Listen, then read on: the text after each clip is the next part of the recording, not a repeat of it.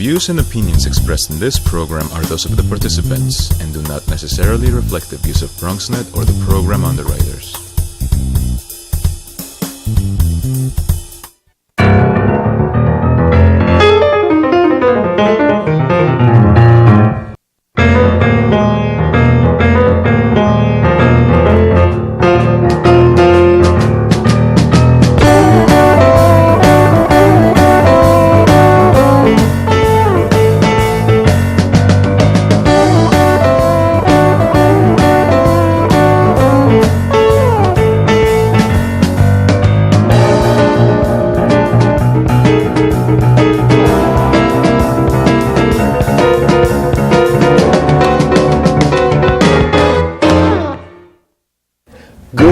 Welcome to Bronxtalk. Over the weekend, the Justice for All March turned out tens of thousands of protesters who are angry about police tactics, the killing of unarmed black men at the hands of police, and the decisions by grand juries to not indict the police officers involved in the shooting death of Michael Brown in Missouri, the choking death of Eric Garner on Staten Island, and others. Tonight, our experts, the Dean of Criminal Justice at Monroe College and a City Council member who's the chair of the city's Public Safety Committee, will review these issues as well as offer a look at long-term solutions. Our phones are not open tonight due to technical issues, but if you'd like to send us an email or post comments on our Facebook page, the email goes to bronxtalk@bronxnet.org, and we'll read those on the air during a future edition of our program. But for the here and now, we welcome back to Bronxtalk the Dean of Monroe College's School of Criminal Justice and a former district attorney, assistant DA in the Bronx, Michelle Rodney. Good evening, Dean Rodney. Good evening. It's good to be here. Thank you for joining us. And the chair of the council's Public Safety Committee, Bronx City Council member Vanessa Gibson. Councilmember Gibson, thank you for coming back. Thank you. Let's start with you, council member. To me, as I watched the marches and we've watched everything that's happened and people's reactions to all of these incidents, the one word that pops up to me is confidence. People have lost confidence, and we'll talk with Dean Rodney about the legal system in a moment, but they've lost confidence in not only the NYPD, but in police forces around the country. Right. How do we restore that confidence? Just address the notion, and I'm sure you hear it from your constituents, it's them and us. Once again, harkens back to my childhood in the 60s. Right. So I think, we're just all on high emotion because every time we look and open the paper, we see that there's an unarmed African-American male who's killed at the hands of a police officer. And, obviously this is a national issue where we have a major problem with race and class in America. And right here on the home front, we have a systemic practice in law enforcement that has disproportionately impacted communities of color. And so people are reacting. I've been so encouraged by this movement, and I think this could potentially be a new civil rights movement in the generation we have now, with young people, with people from all backgrounds that are coming together saying the criminal justice system is broken and we can no longer take this. That trust has been broken for a long time. We thought we were starting to heal by a lot of reforms through the new administration, but now with Eric Garner and the grand jury's decision, which many of us hoped would come back with a true bill, that there would be some level of an indictment. So for me and many others, it's another slap of injustice in our face. When you say the word systemic, that there is a systemic problem, what is that systemic problem? The systemic problem is that there are policing tactics in our police department that have traditionally disproportionately impacted people of color. There has been broken windows, there has been marijuana arrests, there's been the summons issues. There has just been so many issues with police communities relations that have been broken, communities of color that have lost trust in cops. And we know that the majority of our cops are awesome public servants, and we must support them. But we also want fairness and equity in the system.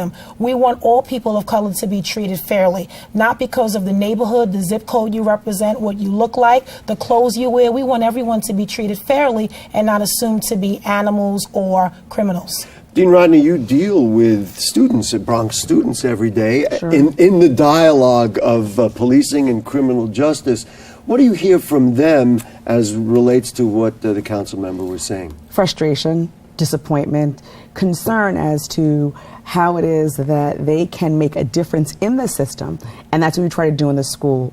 We want to encourage our students not to be just emotional and annoyed and upset, but to become a part of the system. So when you diversify the police department, when you're becoming involved, when you register to vote and you vote so that you can serve on a jury or a grand jury, it makes a huge difference. So that's what we're encouraging the students to do. You know, it occurs to me, just having asked that question, now you have numerous retired police officers on the faculty. Many of them are white cops, and That's frankly, I know many of them. Some of them have been on our show. Many of them, for want of a better term, are true blue to the NYPD. In the dialogues we've had on this show and my personal dialogues, they don't support some of these issues, and they stand by the police force. Boy, I'd love to be a fly on the wall of some of these classrooms. What is that dialogue like between retired cops who still support the police as well as the students? Well, they have to answer to the students. And remember, we're not there to feed into the emotions. We're there to say, this is the system we have. How can you be an influential part of that system and make a difference? So the conversation is not as tense as you think it would be. All right, so I won't stop in and right. It won't be. It's not as tense because it's an academic discussion to a degree, and it's for us not to invoke the emotion, because we all can be upset about it as citizens of the city and of the state. But what is the next step? So it's good to have the marches, and I completely appreciate the value of it, but what is the next step? Are we looking for a solution, or are we just going to continue to complain? Let's ask you the question for your part of the dialogue about the legal system. Sure. I wonder, and each of you could speculate over the course of the program, had the grand jury decisions come out differently, would we not be in this mess to begin with? And so that's one part. The other part of it, of course, is the larger question: how to restore confidence, because as the council member expressed, she doesn't like the decisions that came about and don't think the grand jury decisions were correct. So I think there's a couple of things, right? I think from a legal perspective, you have to look at what do the laws say. You know, when I presented cases to the grand jury as an assistant district attorney for almost 20 years, as well as investigating police shootings where either a police officer was killed or killed somebody or shot someone, you have to look at the law. So when you look at the law, Gary, you look at the conduct. Do they come together to support an indictment? And if our grand jurors say no, that there is no true bill in those decisions, we have to respect that. We may not like it, but we have to respect it. So my position is going to be that, you know what, then we need to look at the laws that are on the books. And what should we be adding to them so that we can have a different outcome, if it is appropriate? So to me, that's a fascinating answer, because experts across the country have said the grand juries were wrong, and this has countered what I've always understood and what I think we've always understood, that that we believe in the jury system, and clearly you do believe that based on what was presented to them, the juries did what they should do. So your contention is with the laws themselves? My contention is with the law themselves, but I was not in the room. So I'm not going to play the person outside of the room that's going to second guess. I'm not. I can tell you that as an attorney, I have serious questions as to what happened in Ferguson County, the releasing of the evidence in the grand jury. There are lots of things that he's done that I would not do and suggested and was not done in New York. So I don't want to compare and contrast, but we have to look at it from that perspective. But the reason why I take the position I do, because we have to respect the system that's in place until it is changed. So let me ask you this, and the council member will get right to you to weigh in on this as well. Is the system not a good system because prosecutors, this was one of your colleagues said on our show a couple of weeks ago, prosecutors work too closely with the cops, and so therefore their intention is not to get it right, but to kind of like deal with their friends. So you worked with Rob Johnson. I worked with Rob Johnson, and I just finished telling you that I had to present a lot of cases to the grand jury against or in connection with police officers in a criminal case.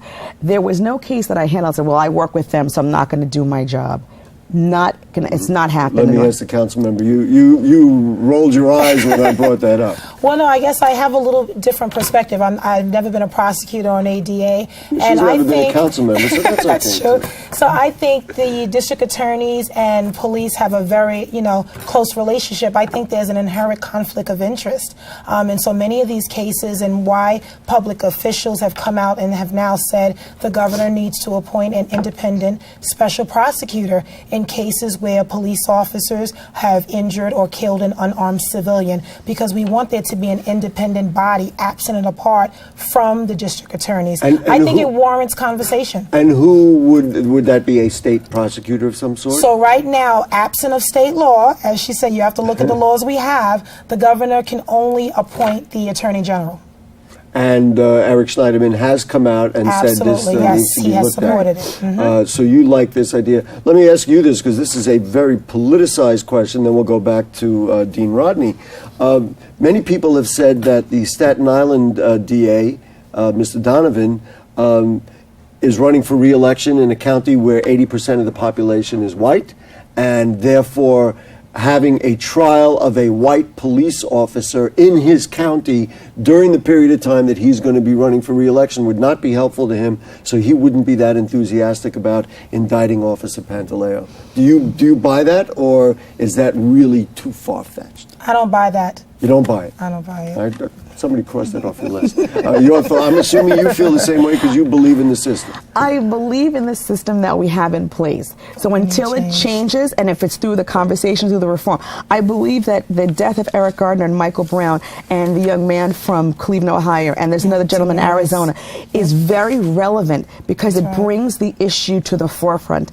And every single time that we see it on a newspaper, it's appropriate, because when people are walking around and saying Black Lives Matter or all lives matter, then it's okay for people to understand. So I appreciate the enthusiasm, for lack of a better word, by the community, because it's bringing the issue to the forefront. How it gets resolved, the way it should get resolved, is yet to be determined. But so when I say the system is here, I have to abide by it because I'm a law-abiding citizen, and if I'm a prosecutor and those are the laws under CPL Section 19050, I have to follow it. If you're on an advisory panel or on a task force or something else, and they say, are we ready to eliminate the grand jury system, and then all these things would fit, would you be one of those on board to say, you know what, this grand jury thing is not working out for a variety of reasons? I would be open to sitting on that task force and having the conversation, because you have to look at what are the alternatives. Is it preliminary hearings? And I can give you the pros and cons of a preliminary hearing. Is it the pros and cons of the grand jury? What are the other formats that we can use in terms of determining if there is probable cause? It's a really low standard to establish, and that, whether a crime was committed. I would think that. Do you think, I'm sorry to interrupt, but do you think grand jurists don't understand the role of the grand jury, and they're trying to basically rule on the case as presented to them, so they don't understand that their burden of proof, as it were, is not as great as if it was an actual trial? And so they sit there saying, he didn't do this, without understanding that their job. Well, there should not be. And when I listened to the conversation around the Ferguson, they said, well, the verdict. There's not a verdict in a grand jury presentation. It's a decision. So we must be really careful about the language that we use. I don't know if it's a case, Gary, that the jurors don't understand. There certainly are opportunities where there's an orientation. Maybe there should be more of an orientation for the grand jurors. And I actually sat as a grand jury in the county in which I lived for 4 weeks when I was a prosecutor. So maybe we want to look at, what is the orientation we give to the grand jurors, but I'm not sure how to respond to that. Maybe I've underscored what we need, and that is a task force to evaluate. Just to quickly add, though, is I think, this Eric Garner case is going to open a floodgate on the entire process of grand juries. Staten Island is very unique compared to the other boroughs, and so we have to now look, to me, I was very unclear on, the information that the grand jury received in terms of the witnesses, the evidence. Were they screened as other jurors are when you do jury duty and you're screened? A lot of us don't really understand that information, and now, obviously, a lot of that will come out in terms of some reforms that may need to be made. We have so much more to cover. I don't want to spend more time on it, but there was that gentleman who was interviewed by the grand jury who said, I was interviewed for 5 minutes. They never asked me about the officer. All they did was evaluate what Eric Garner was doing on that block, and he'd been selling cigarettes or whatever it were. I want to just talk about I just thought some of the politics of this. within the structure of the city. I think it's so ironic that many people are criticizing the mayor to say, you know what, Bill Bratton is your appointee, so therefore you're the one who's responsible for this. On the other hand, the PBA has come out and they're just ripping the mayor. So I feel like in a way the mayor is kind of caught in between. Absolutely. Because he represents the city, he represents the police commissioner ultimately, and yet there are people who are saying, you know what, you don't represent the police department. How do you sort that out, and how do you view what the mayor has done or needs to do here? So one thing I will say is I think the mayor has tried and made his best effort to be very fair. He's been very honest about the conversation that we need to have. He has acknowledged the problems that we have in the system. And the PBA, for many reasons, don't agree with his comments that he has made. I also am in that very same position as chair of public safety, being an African-American woman representing a community in the Bronx, working with the police department, working with the public, advocacy groups, and everyone trying to come together to find a balance. So on one hand, you're representing the system because you're part of that system. Right. On the other hand, certainly as evidenced by what you said. It's difficult to find a balance because people want change. Right. People want there to be a system that is fair, one system of justice for everyone. There have been too many Eric Garner, Michael Brown, Ramarley Graham, Timothy Stansbury, Kai Gurley. You can go on and on. There are African-American men and Latino men that have lost their lives. Something has to be done, and people have to be held accountable for their actions. We had just posted briefly that article that had come out, I think it was in the Metro newspaper, that Bill Bratton had said that he didn't understand the protest or why people were protesting. Frankly, I thought that was just an unbelievable comment. He might not agree with them, and he may think there's no reason for it, but to say he doesn't understand it. Right. Did Mayor de Blasio pick the wrong guy to be commissioner? That's a loaded question. That is a loaded question. I think Especially in this day and age. after lots of deliberation, I know there were several other candidates who, many of us were looking at, but I think the mayor made the best decision, who he believed could lead the city in the next generation into making changes. We've had a lot of struggles, a lot of challenges this year, I must be clear, but we have so much more progress that we can make. We have got to find a balance in this system. I applaud the protesters because they are standing up for action. No movement happens with people being quiet. So that is a part of the process, as the dean has said. It is a part of the process, but when the protests are over, we have to also do work. We have to change policy. We have to put programs in place. We have to rebuild that trust because we need the police officers just as much as they need us, and we have to work together. Real quickly, what did you think about the head of the PBA coming out and telling both the mayor and the speaker not to attend funerals of, God forbid, if a police officer will lose their life? Disappointing and sad. Divisive remarks that do not reflect this city, that do not reflect the membership of the police department. I think it's an insult to say to the mayor and the speaker of this city that they should not come to a funeral of a fallen police officer who dies at the hands in the line of duty. I think it's unfair. I think it's wrong, and we have called President Lynch out on a lot of his comments. He's also been known to say Eric Garner caused his own death. You have to find a way to represent your members in a way that's respectful of the political infrastructure. We will not always agree, but tactics and remarks like that do nothing to move the city forward. They're divisive and they're counterproductive. I've covered this topic in one form or another, I mean, since we began the show 20 years ago, whether it be Amadou Diallo or, any number of terrible tragedies. And in many cases, parents and mothers and fathers have always warned their children of color about how to behave. There have been a number of statements and advice about how to behave with police officers. I was shocked that somebody took umbrage with the mayor admitting that he had advised his own son on, I guess, I don't know if I'm asking a question there. Did you want to just react to that? No, he advised, just for people who don't know, he advised his son on how to behave and said he was a little concerned, and yet the PBA took such umbrage with that. I was surprised. Every parent of color is advising their kids in that way in this city. I don't know, he has not been the mayor for very long. It's only been since the beginning of the year. So before that, and whatever offices he held or wherever his son is, he had to advise them and tell him how he should comport himself if he's stopped by a police officer. It's a very real issue. Council member, let's run through it and we'll let you both evaluate. Reforms, what's the first reform to the NYPD that you're looking at? Broken windows.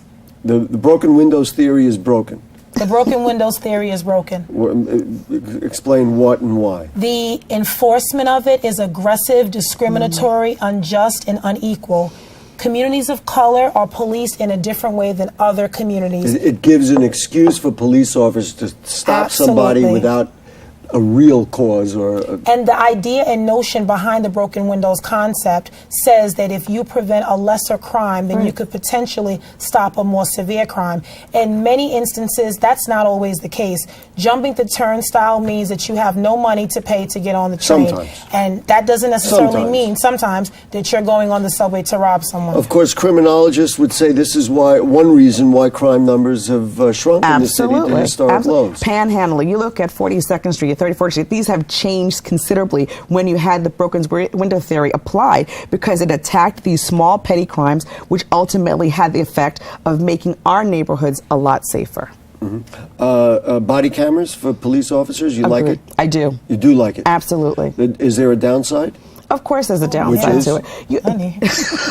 Did you say money? Plenty. I thought you said money. Right. Okay. There are lots of downside to it, right? Is the officer going to turn it off? What are you really able to see? You know, apparently in Ferguson County they had them and they're not utilizing them. You might see something also that looks like, you know, somebody did something wrong, and if you really know the interaction, you support body cameras? I support them. I think they're neutral observers. They can protect both the police and the civilian. There are a lot of nuances that have to be tweaked in terms of privacy issues, the storage of data, but I think that it can serve as a way to kind of fuel a lot of escalating situations. If you have a camera, both the civilian and the cop, their behavior you assume will change. If you know that interaction is being videotaped and, you know, and there's footage, you're likely to not necessarily curse and do other things that could lead to an escalating situation. You know, I saw on Facebook when there was some talk about retraining police officers, and there was like a new 3-day mandatory retraining. And somebody said, you know what, they're watching a video that doesn't have any impact, and we're certainly going to let the educator in on this. You like the idea of this retraining? You think it's going to be effective? I like the idea of the 3-day mandatory training on use of force, but I want to be clear that it's a part of the conversation. It will not solve the core problem of the tactics that we have that are embedded in the system. It's a part. We can train our way till we're blue in the face, but if you have police officers that think it's okay to abuse their authority, then that will continue. The majority of the police officers that are going through this training, it will make a difference in terms of their interactions, the mentality, you know, all of the things that we want to happen with police officers. I think it will have a good effect, but I do think we still have to focus on the core issues that we have in our police department. Dean Rodney, at Monroe College, you train and work with young people who want to be police officers all the time. My question is, you know, this idea that Officer Wilson, former Officer Wilson in Missouri, thought he was coming up against the Incredible Hulk. That's a very revealing statement that he didn't perceive this as just a perpetrator, but had some other vision in mind. Is it possible to weed out people from the police department who have preconception, or for want of a better term, racist notions? Or is that really something that just has to be done over time? I mean, I think the police department tries to weed out individuals currently who might not be the appropriate psychological profile to be a police officer. Maybe that needs to be looked at as how that should be done differently. I don't know how you could weed out if somebody has some racist agenda that I'm not sure, because that you're talking about the way a person thinks. So I think that's going to be difficult to, in fact, handle, but maybe through the training that you do in the police department. And I would say not just the training at the beginning through the academy, but periodically. A retraining. Periodically, throughout your tenure in the police department, whether it's every 18 months or so forth, it has to be something that, and meaningful, not just something that it's a discussion or a video. CCRB a waste of time, or CCRB can be effective? It can be effective, but I think it needs to be reformed. It needs to be given some teeth, because I know when you hear people talk about CCRB, they're like, okay, I filed a complaint. I'm always laughing because when I use those words, the council member was like, oh, CCRB can be effective? Absolutely, and we are in the process of making changes to CCRB. And what do we need to know about those changes? Anything in particular? Oh, absolutely. So we are going to make an announcement about CCRB coming to some of the council members' offices in terms of allowing everyday New Yorkers to go to their local council members' office to get be started, able get the dialogue absolutely, started. because right now they only have a Manhattan office. But we also have to make sure the process from the point when you file a complaint to the decision is almost about 12 to 14 weeks. We have to expedite these cases in a much quicker way. Dean Michelle Rodney from Monroe College, thank you so much. Thank you. Councilmember Vanessa you. Gibson, thank you so much. The dialogue is so very important, and we've had it here tonight. We appreciate your time. Folks, if you have further questions or comments on anything you heard on the show tonight or anything going on in the Bronx, you email them to us at bronxtalk@bronxnet.org, or you put them on our Facebook page. We'll read those on the air during a future edition of our program. Please like Bronx Talk on Facebook. You like us anyway. And you can check out our archives at bronxnet.org. We're on the lower right navigation bar. Next week, totally different show. We're going to present Bronx authors and their books, 4 or 5 of them, just before time runs out in the holiday buying season. Also note that Councilmember Gibson's colleague Richie Torres will join us on January 5th, which will be our first show of the new year at that time. Lots more to talk about, lots more to do. Monday nights at 9, of course. Thank you to our director is Dahlia, and our director was Bianca. Our producer is Dahlia. I hope they didn't get confused in the booth. We'll see you next week. Good night.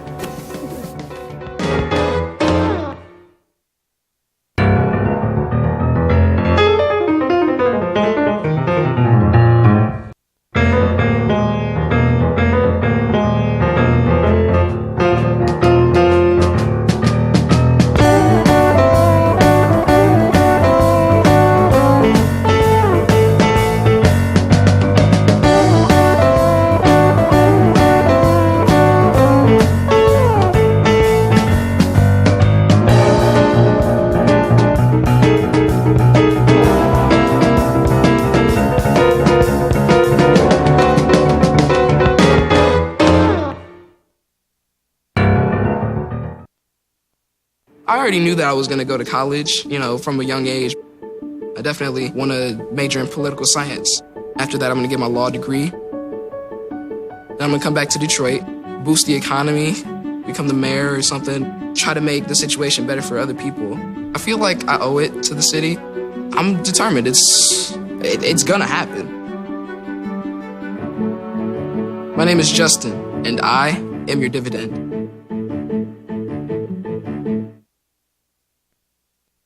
I grew up in the housing projects of Cleveland. I didn't even know that life could be any better than it was. Education for me has been a way to get away from the agony of what was normal life. I want to be able to impact the community, not just look back on where I came from, but to reach back to where I came from and pull some people up with me. My name is David, and I am your dividend.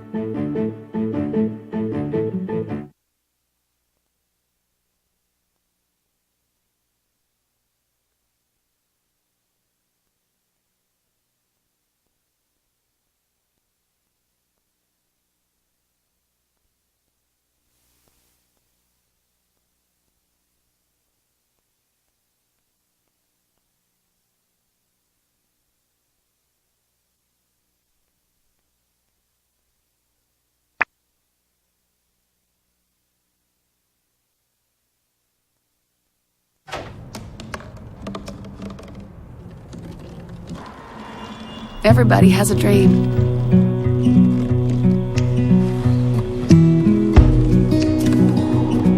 Mine was to see the ocean. And with a little help,